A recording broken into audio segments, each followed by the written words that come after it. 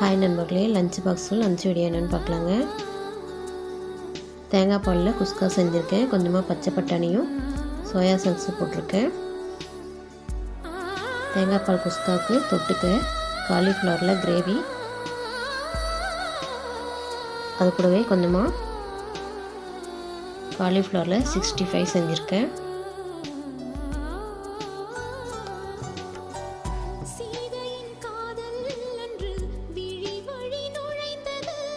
கொஞ்சமாக ஒயிட் ரைஸும் தக்காளி குழம்பும், அது கூடவே நேந்திரம்பழம் சிப்ஸு. இன்றைக்கி மதிய லஞ்ச் பாக்ஸும் இதே தான். நம்ம சேனலை சப்ஸ்கிரைப் பண்ணி, லைக் பண்ணி, கமெண்ட் பண்ணி, ஷேர் பண்ணுங்கள்.